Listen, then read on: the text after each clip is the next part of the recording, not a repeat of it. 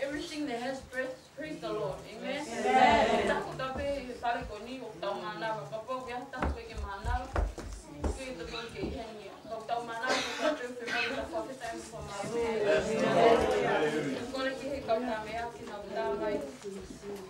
Father, I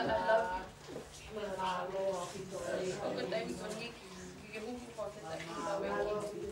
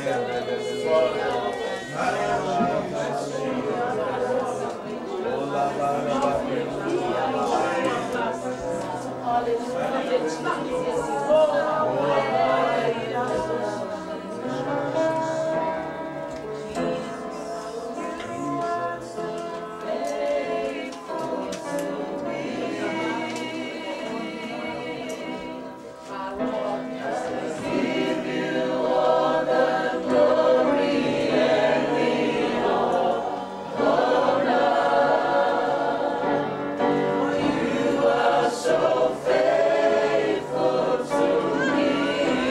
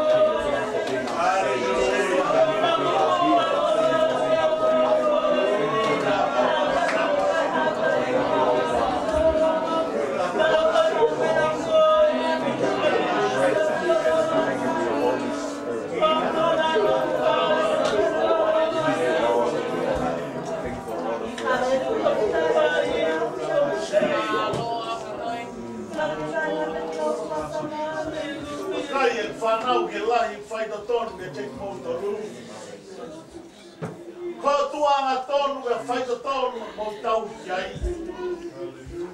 Le whorafora ni mo tonu e ngai taimlai o afe mo marolo. Taimlai o situa ka whaita tonu me kia te koe. Pēs hono e haa no fuara. Aua na ke nofo I he tai whaita tonu. Helpi kai pui ha mea ki o otua. O shoma ka otua me whima o whaita tonu. Ange koia, koe whae hei kai tene whangarongaro I ene tama. O pehe aho otua hei kene whangarongaro I koe. O pehe kene koe pe neo mo ho whainga ta ia, neo mo ho mamahi. O mi kai puri a te au, ke koe tua whaita tonu. O pehe kene koe ta whoki mai ki a te au. Ta whoki mai ki a te au e kong whanau koe. Hei kai te mo ngaro I a te au. Hame koe tātana ke mo tua moana whangau I ki. O pehe kuhau o tāna ki a ki mo toru. Ke whama whangai mo tonga ngāi mo tataki. Pehe shoma oana ke hungi tua me ai. No whai e tāka ngāma ke no whai oto. He ki ai maua luta ma whana hau lau mari e. O mo whanau ia ki koe ke prana tangata. Pehe shoma oana ke tāto kāna ke prea. O I ko whaita tonu ki a ni koe. Pehe shoma ta whoki o whaina tonu, he te to tongi o ngahi ngā we, o ne whora I a ni mo tonu.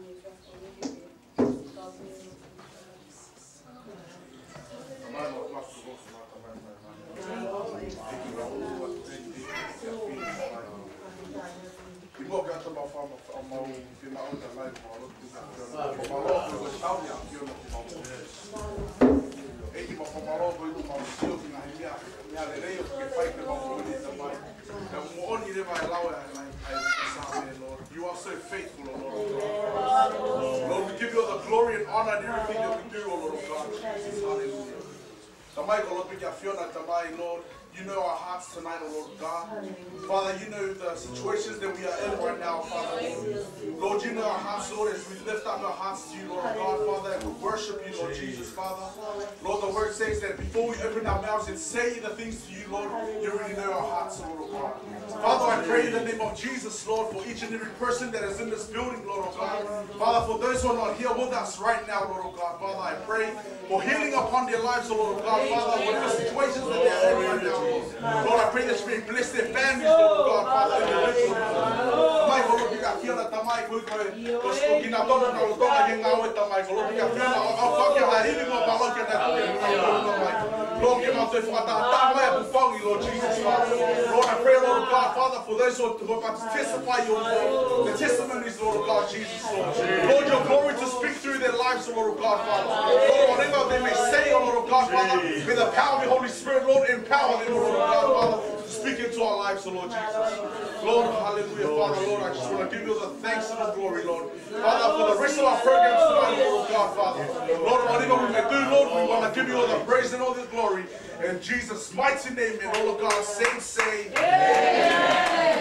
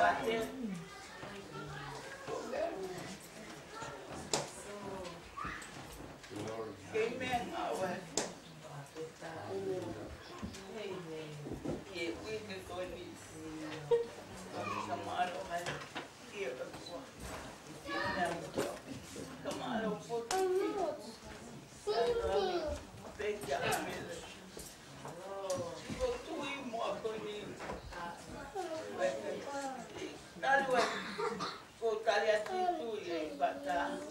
Amen. Pare lo tuko yo baita. Ai peke na lo yo. Kapo mai pa kau kona. Pe apa pe ye. E tai vai ba wa ye kau pe ko ya. Ko ya ye kompleni ai na bai ni si vel. Ai na. Ia tan melai o pikai pe. Pikai e olo te pono mai na. Te au koie. Te mui ka titu. Kai na. O kere ti mata ka pe. Ai ko pe.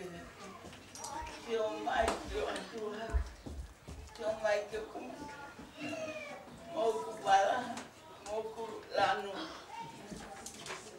Mokulu ayah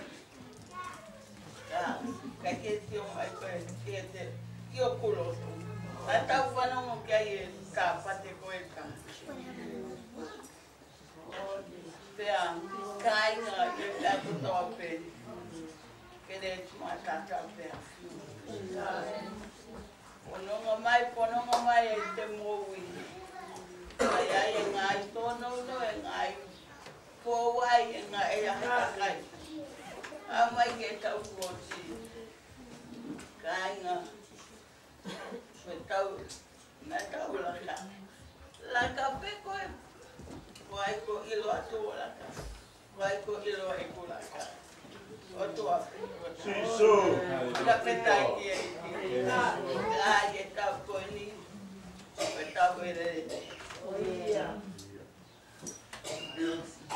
Ainga, koko tamalo koko pake,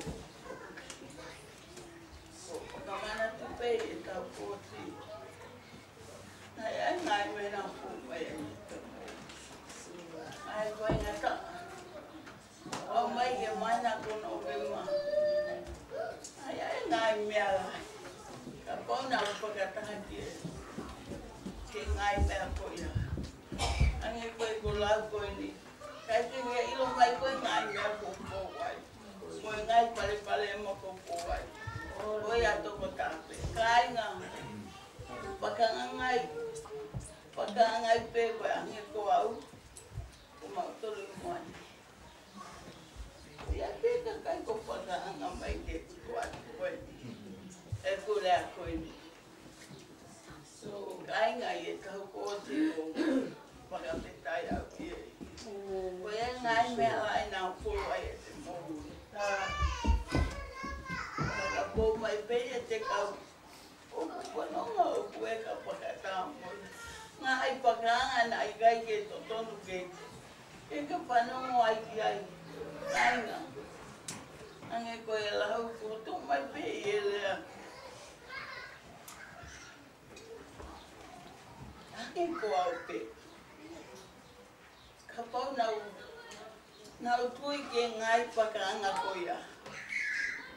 Nā pakanga mai pe kau mai te tama. Pe kau mo te mōwi. Pe kainga. Ke kamena ke panongo ai. Hanga ke pek. Panongo. Ko te lea mai ko topua. Ko tiko ia kai keke. Hanga ke pau tolo to. Kainga koe la ngā uruai. Amai a te whana tolo. Tolo ake ngai whakanga koia. Ko ai tene rapa. Kainga. Ko whakapetai ai. Whakapetai au ki o tua. Ko kia. Ko ikuna i mea lai. Ani koe tau koe ni. Ko tau e lele. Ipa ki lele. Ra. Lele i o lele. Lele i e kulele. Lotu i o lotu. Lotu pe au i o lotu. Sa koe kulea. O a mua te ke. Paka mau inga koe.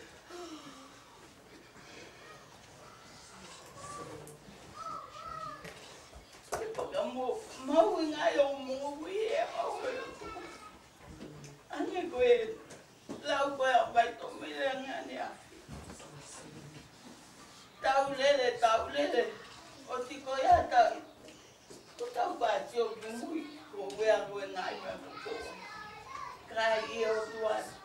anga abai tomikan. E tau lele koia.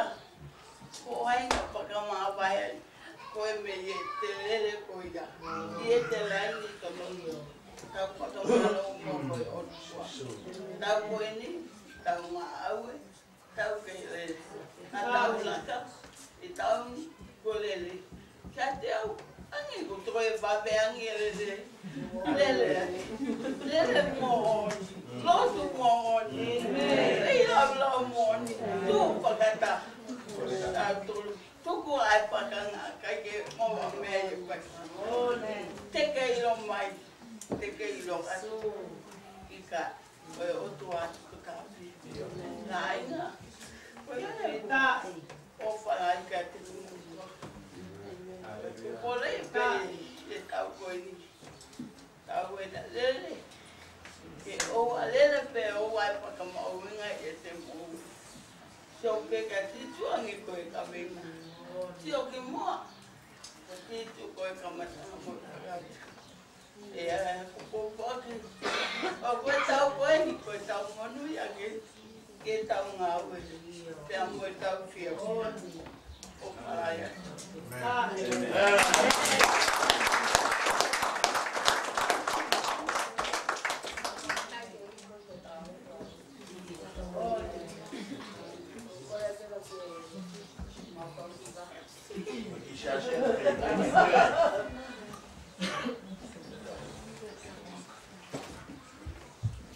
Koe te kau na disipline ko koe no mui o ko ngā ngā ngā ngā ngā Tikai ke mau hiwa ko talo ko mau ko ta whanau kia heo. Sanga eri, ani kamate tui e kia nau wha. O mai ki au, o wadeni a son. O kai te tau mai ki ngā tua whiri tangata. Amen. O ika le fia mui moni ke iki na e te lau e na wha, ko sangu, ko soni. Sai teke rea e pe hoa.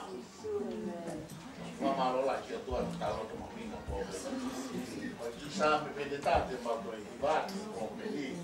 Praise the Lord. Sa me ke na mai sa. E o tua, a koe angai e mautuku pā e wike o koe li e siasi, e whiria o maloto. Talo pe me he moni te o amai ke ahoni e matangi aho, tangi po uri, huu fia whakamāto atu a koe mo au. Angi koe mea nei lawe kia e li o kou tui pe se te au, koe aho e ne lotu mo oni. Koe aho e ne whakatomala mo oni, sea koe aho e koe te tsai e mea kotoa pe ilo pau, koe otua a fio mai ki ai. E langi ia pio no mua. Amen. Give ear to my word, O Lord. Consider my meditation.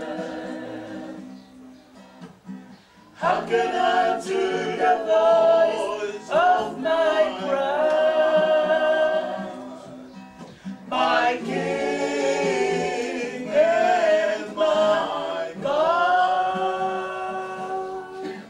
For unto thee will I pray. My voice shall thou hear in the morning.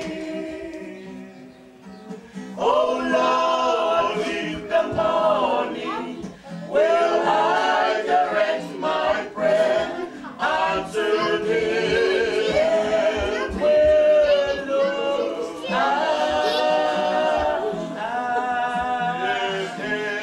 to my word, O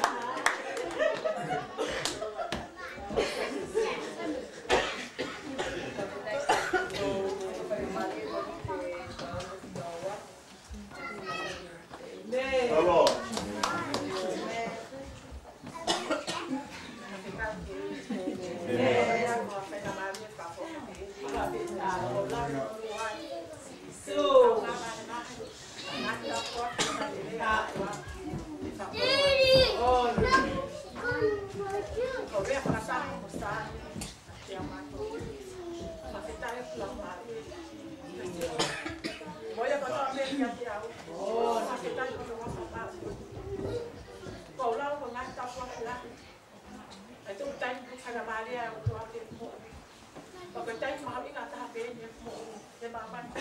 Ko la tonga e kumau kai whakamarea tapu. Ko tai pēne o whaia e ngā o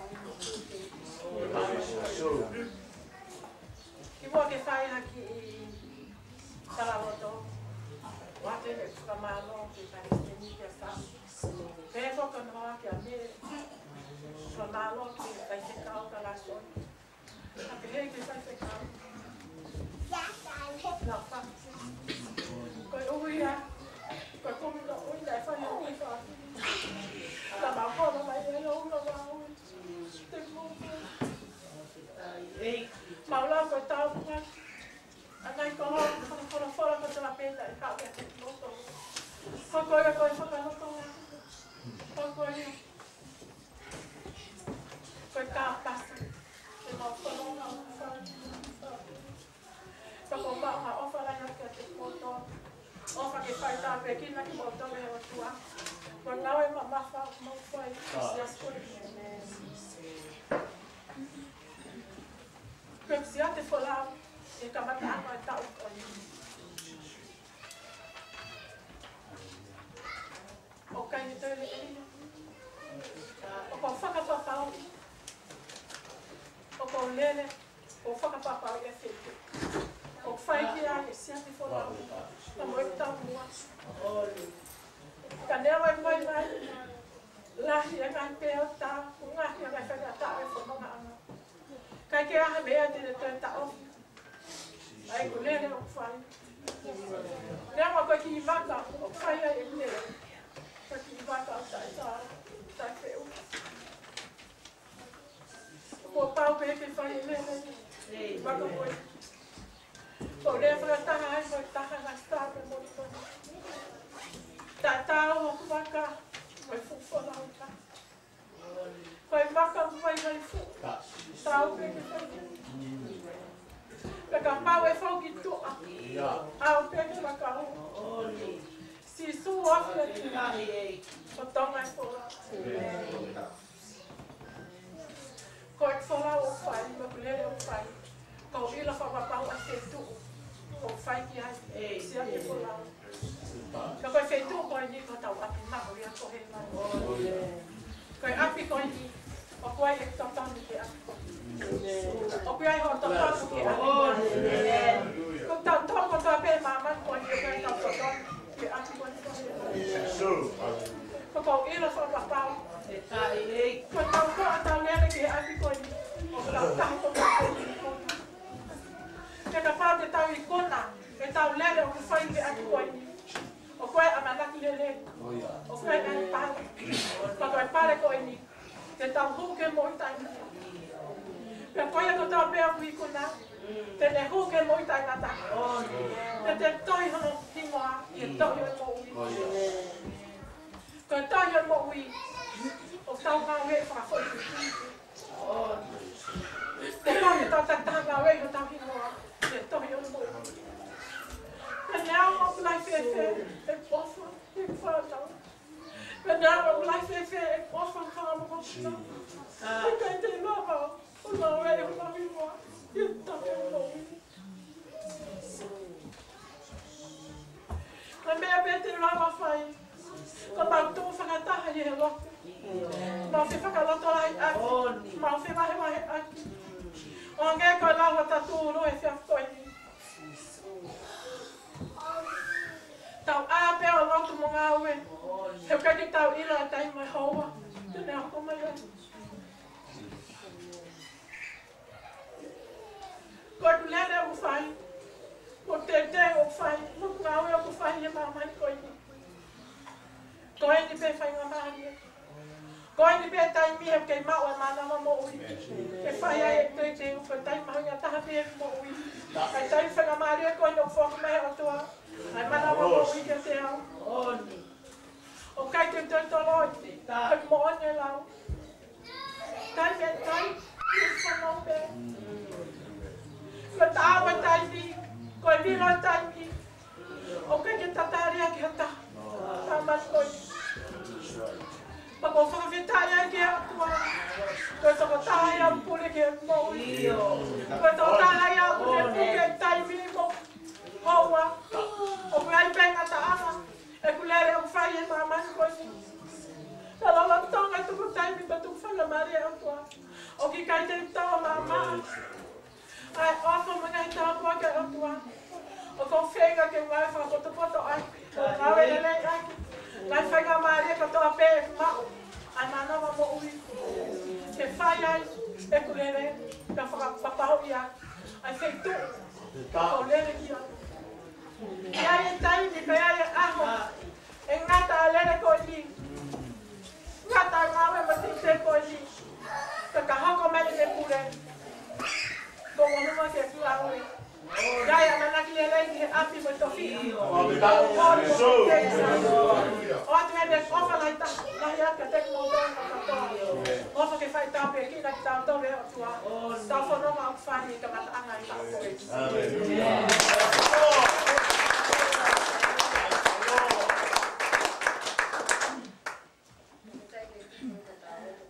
Hallelujah.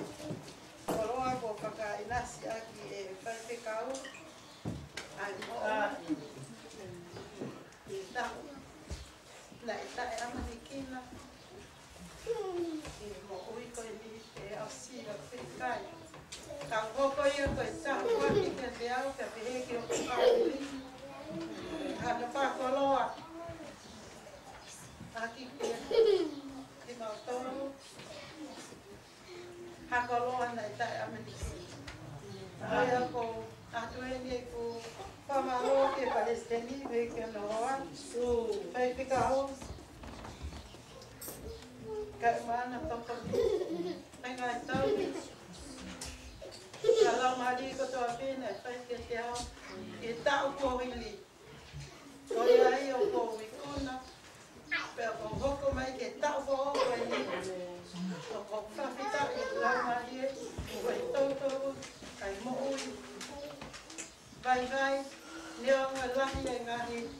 Palema, ngai tainga ta o whanonga anga. Ka koe e kipe, e ngai bobo, o ngai ako naki. Nai tai me e tapa ki, o asi ai a koe. Koe au whawhita. Kau rama rie ki o kua, koe a pe. Nā ne kai, ai tofa hala, o asi ai ai mo o i a koe. Koe au ko,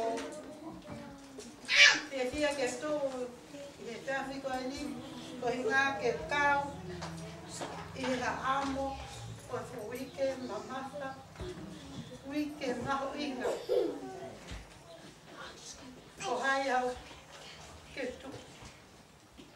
Nui mo anu, ke kau kono whaina wike koe. Ka ko whawhita, ke eiki, ko kau he tāpuaki, kau he whili.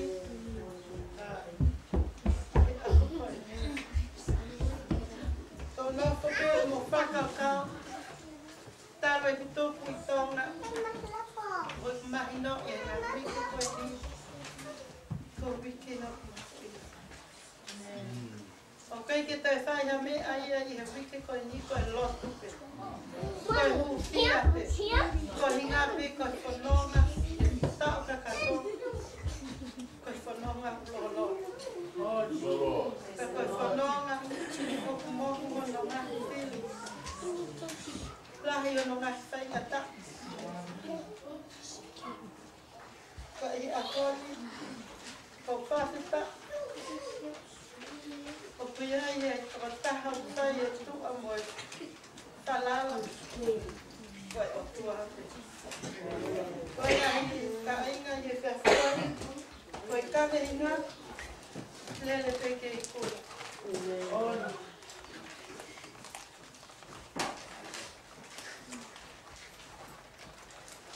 Koe kawe inga ko omi ka te tataru. Maho inga. Pea koe lele ki hei tuna, ko o si whai mai e ono malanga ko o si. Ono whakaata mai ki te tautoru, ai anga o lele. Mo e anga ono whai. Ka i e whiawhini. O ko whakaukau, ko i kamatae, mo i whakaosi ko tau o sanonu kia. Ka i e pea om kia te au e whiawhini, e hana i e lono tonga o e lele. Whakawhita i ki he eki, ko ene whola, ko i moana. Ka he kai pe lava hataha ia, kene malava, o ni makupusi, ai whola ko e ni. O kai peke iai hano ka mataanga ona, pea o kai peke hano mataanga. Ai whola e o tua. O tau meu pe whau, ai ngā mea lelei, o ki he ne whola. Leo ngoi, malanga mai ake e uraki aho, toi malanga mai ake ane ahi, kai peke vai uai. Eme, whawhetahi e koe ne whola, koe moana i au rolo. Eme, tōle peka uti a te koe o whola, tau si o mua ki he whola o e whiawhini, whatatau ke tau kawe i ngā. Ke Peru, mahi o no tahawa, ka koe desi, koe ia hono uraki, pia mo e wā. Desi uraki, ka koe desi hono wā. Ai au pehe hono rau. Koe ia, koe mea i ka pui, a kau toru, i ao i kau whakamooni toko laki pehe, ke tau si anki whoki. Ai mea mamata ko toa pia. Mo e ana hawa. O ku tau mo ua mo kua ki ai. Pea tau wherere i he whakapukafi, ai whakapuepue, o tofi i o tau au. O sio peke a silisu koe ka mataanga mo i mataanga o i tui. Ai e nene kātaki ai pekia i akau. Mo ne taetokanga i e whakamaa. Koe mea i e whiawhia na e tupu i hono au. Ia mua nofo eni i e nima tō matao o ko a fio anga o i otua. Amen. Whakita i ki ko ngā ko e ne whora. O ne omi ke ne whakalota lahi a ki tau tolu. I he wike mama whakoe. Koia i he mahino mai ne he lere o tau whai. Koe lere ki he kuna. Ko tui pehi ke ki ata ia e fie maari e o ka pau he kai ke a e ne lere. Ko tau tonu koe ni katoa koe ni whale ni ku tau fie mako toa pia e. Kai ke aia taia ke pehe ke lere ia pia. Afe. Koe afe ia o whanutamaki. Te ke exite ni koe he afe. Ka i he fia fini, lere whakapoto. Oua te ke tawhoki hake pe koe e koe toi te ae. Kia tau kamata e ke tau. Tau whakau kau atu ki he lere. I he vesi koe ia hono uru aki. O kamata me ai whakatokanga mai kia te tau tau. O whatokanga mai ke tau hui, ke tau i aki, ke tau tu usi. Ngai whakapamawha mo ngā hiana hala mo ua mo kuai ke tau ho. Ka inga, ka kai ke tau whai ki he vesi ko e ni, koe whutau lani lahi e te tau toho e tau ni. E me, ko tui pe koe aho koe ne ua koe ni ko makonga. Ha me ala. Ko ngea koe ke tau lava ma moke i he aho moe ko, i he whakakau i he fufononga koe ni, moe fuhala mama koe ni te tau lera. Ko i ai ka ainga, tau lere whakapoto-poto. Hui ke osi ngā maali e. Aki, oua toi whakatoi ha mea. Ko hinga kai maa ho lere. Amen? Whawhetai he koe ni oku. E he mai ia i he vesi koe ni ono uru aki.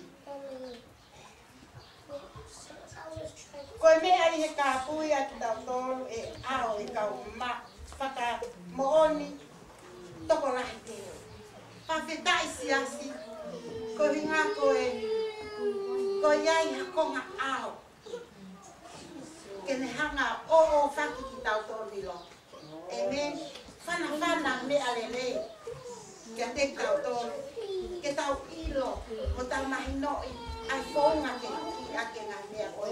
O tokanga mai ki ai e resi koe ni. Amen. Tau whakatokanga i ange. Ai osi e i e whai whekau. Kono malanga i mai e whorofora. Koe ngahi konga ao koe ni kune, ao fia ki tau tōni. Whai whekau, Palestini, te heki he tokoni whai whekau. Ak motoro pe mo ilo koe, tau whai whekau motoro. Whakawheta, o hanga e o tuao omi ki motoro, ke whana mea rerei mai, ki a te motoro. Ke he toenga i siasi, ke ngahi whamiri. Koe winga ke whamahino mai koe hai whaunga, e lava ke hui ai. Ai ngahi mea koe ni o whie mau, ke hui. Ai ngahi mea koe ni o whie mau, ke to'o. Kai lawa ke tau lele, whie mahie, i he lele moe pue o tau whai. Whawhetai ke eiti, koe hinga koe ni whorofora. O pehe mai ia, lele i he whakakukafu. Whai whakamato ato. Whai aki holo tō. Whai ake ofa ki he otuang. Koe lele ai kāinga oku moui ki he eiti. Aia koe lele ai karistiane oku ke heia me he lele ai kakaingo te keike nau moui ki he eiti. Amen?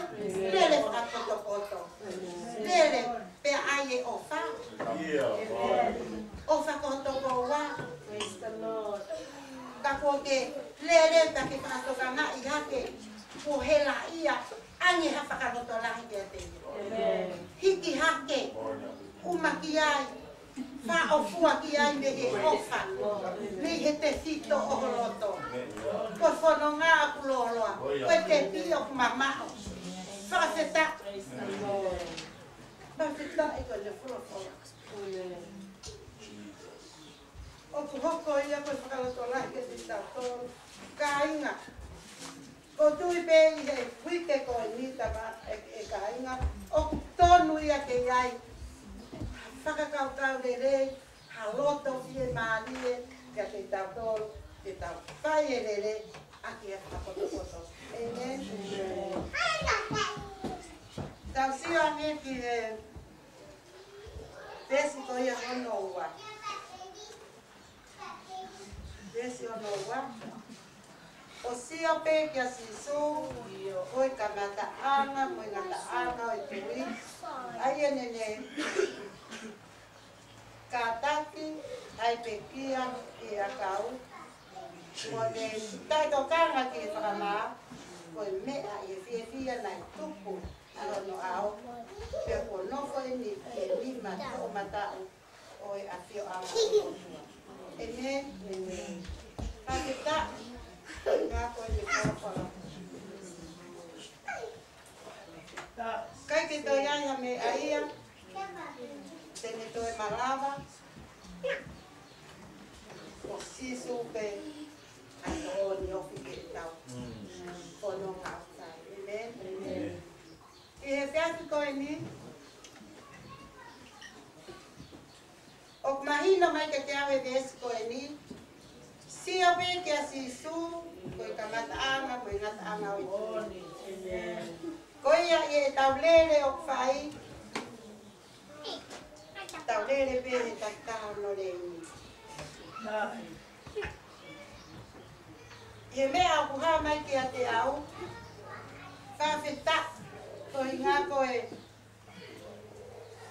wholofola, o kune whapatonu mai ka te tautoro. Koe tui, koe whakamalohi ia, koe ke oua nā ke toi sioki mō. Koe tui, te tau la vai, te tau hikuna. Ka vai ho tui, te ke vai i ho lele. Tui kia sisu, ka mama upe ko o sio kia sisu i ko ia pe tene toko ni i koe. Tui te ke ikuna. Ka mama o tui mea te koe, he kai te ke ikuna. Oua te ke toi sia ki mui, ka mama upe ho sio kia sisu. Amen. Lahi e ngahi paraparema he sio ki mui. E iai lewai, ai mea e hoko ki a te koe, te ke sio ki mui, pia ke hange koe hoa o lo te. Hange koe ni koe ko Simone Pita. Na e forfola mai a e ki, ke ne rue mai fukai mai. Hupea hiki sia ngoto. Whawhetai koe ne forfola. Lere. I e pue, oua, te ke toi sio ki a tawhaaki ma tawhaaki. Oua te ke toi sio ki mui he te ke ngoto ai. Oua te ke toi sio ki a taha ki a ngahi paraparema me tawhaaki. Pea ke alu ai ho whakaukau. Hoko koe kula noa ho lere. Amen. Sio pe whamama ki a sisu. Koia pe a ngataanga. Koia pe a kamataanga. Koia pe a ngataanga. Amen. Whawhetai koe ne wholofola, koe ngahe kune omi ka te tautoro, kia tau sio ai ki ono ngahi uhinga ke kehe, omi whakamama kia te tautoro, ulo mai kia te tautoro i he ngahi uhinga ke kehe, te alama ai ke tau mamata, ki he lei, o ke hanga o whaka inasi aki e tau ngahi. Whawhetai koe ngā koe vesi koe ni, o pehe mai ka te tautoro. Aia nā ne tātaki ai te kia i a kau, mo ne taito kanga ki e whakamā. Koe mea i e fia nai tuku i hono au, pea ko nofo eni i e nima tō matao e ki ana leo tua. E me whawheta, koe ngahe ku whakaosi mai ka te tautoro, ai te kia i koros. Ko he kaina kei tene lau e whakamaha. E nā ne ki osi mahi no e te, e nā le os ilo whakakau. Koe ose whakamaa, tene ie alofi, koe tawoni. Kai ke ne lau e ia, ai mate. Kai ke si ongo ke aia ta. Koe mate koe ni, koe mate ia oku. Kai ke si whanongo ke aia ta. Kai ke si sio ke aia ta. Tana kai ke aia ni tokanga ana ki whakamaa koe ni. Koe ringa, e nani, osi ilo whakapapau. Koe hiri ai mate. Tene ie awhio anga o whakate au. Amen. Whakawhetai ka inga i e koe. Koe tau lere? O tau lere tau lere. Koe tau lere, koe tau whie mau e alo whi. Ke tau ta utu ai o whakate au ki e hau. Koe i kuna, ke tau mau e pule ana. Amen. Whakawhetai o pia e tau mu. O pia i e te pia o ko kehe ia me te pi whakamamani. Koe te pia koe ko he wani. Koe ia o tau whenga ia. Amen. Whakawhetai ka inga, ta pau o kui ai. Ha whiri ai o tuake e te koe e tau koe. Lele ai. Lele whakamato ato. Lele ati ai o whai e ni ngā we. Lele i he whetokoni aki. Lele i he whe ofa aki. Whe ofa aki e ofa whakaotua. Sio ke ho tau ngā whanonga. Whe taki ni ma pia lele fie fia. Ai e whe o whofa ni. Ai ke mo whai ta. I he mea kotoa le. I he ngā ue ai e ki. Whawheta. Ko he ngā koe whawhora ko tuku mai i he fia koe ni. O tau ingo whapapau koe lele. Moisio o whai te kia sisu. Amen. Whawheta i ka inga he fia koe ni. O omi e kawenga lele peke e ku. Oua na to iai ta. E to whakabebe iua. Me tau koe ni. Whakaheka. Ai me au nga. Tau whanonga aki. E tau koe. Whakaheka. Ai o wha e koe ipe ia. E lawai. E tau whai la. Ai o wha. O whakahotua te tahi. E tau lau. E tau. Pikuna ia lere. O tau whai e tau. O whati ke te kōtoro kotoa i e te awhikoe. O whake whai tāpu e kina e ia e whoropola i o tau ngā koto.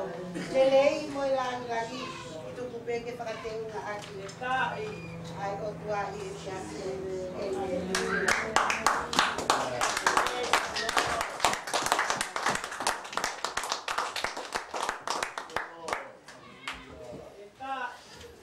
Praise the Lord. Praise the Lord. Amen. Pamalo pa vida ke iki e fiasi pakolo mo no tau mau. Tau lava mai no sane ta para ke fola. Hokwa ko falo to la i mo no tanu maki e tau mo ui. Ko wi be ko e amanaki ke tau fono i e tau ko ni tau fie ma o le to ko ni. E ta ta fa ki ke fie ma to ko ni ai ki.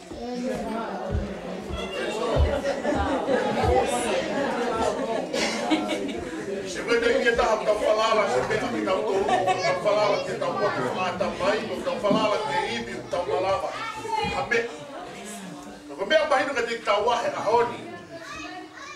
O que é que aí o malava que tá mo fu aqui.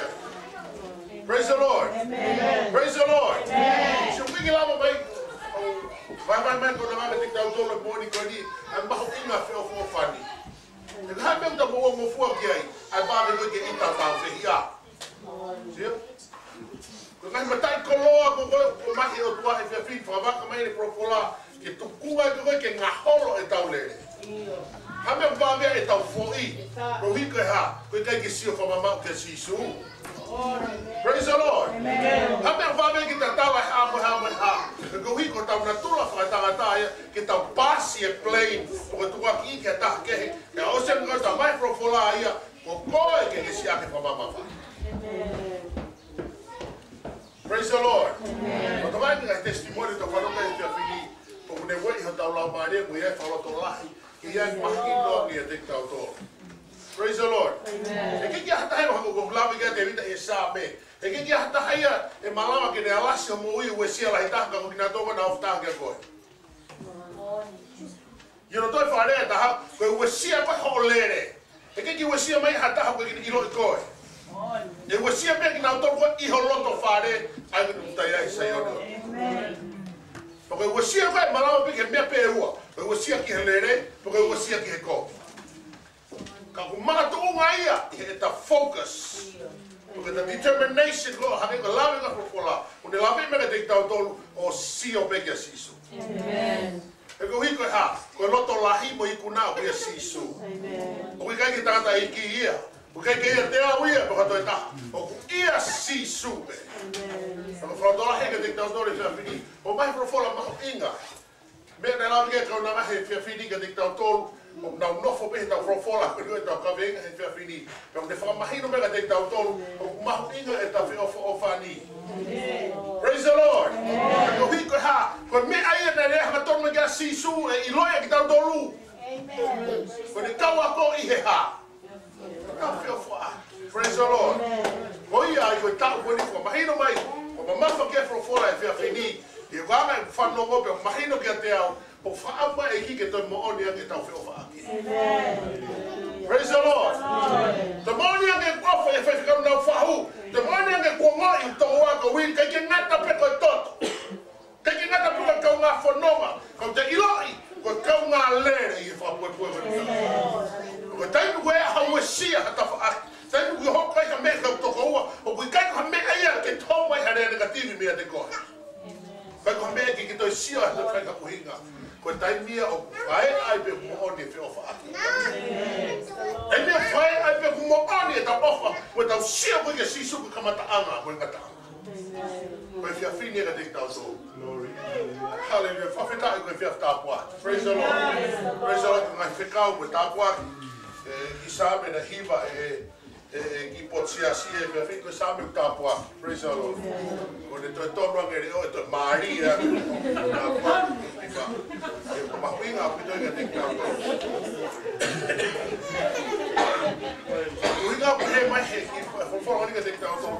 Give ear to my word. Praise the Lord. Praise the Lord. Tocando mai o que te go e via fim. Ne fa tocando mai que te dá o fa fogo quando as coisas que vai e vai o que tá lo tá aí vai valor. Era a honi o fa ela Maria be pa. A honi da fini que ateia. O equipe tá cai que tá lá vou me filho muito vai via filere ele. Que filho que se suclais. O ofa mai que se suclais que te dá o todo. O fa e do tá com o meu tatau. Que tá maqui ne o fa que be blah yang que ka fa ficar o ika. De dat que ko ma inga ko hipe ko ha. Que da ma pekia kalais que colosi. Ta tau pepe ma au ko to tai. Praise the Lord. Amen. Praise the Lord. Amen. Tu fakanga ko ne kwatu pe ma au. Ai ke ma inga ia. Ko ma inga ia pe ko ia kalaisi. Ke ma inga ia re ba ka nga fono. Ke ma inga ia re ba he me hoko. Ke ma inga ia re ba saione. Ke ma inga ia re ba he me ko to pe ke fai. Ko hipe ko ha ko ilo o ku ke lere o ke tau ko ke ko.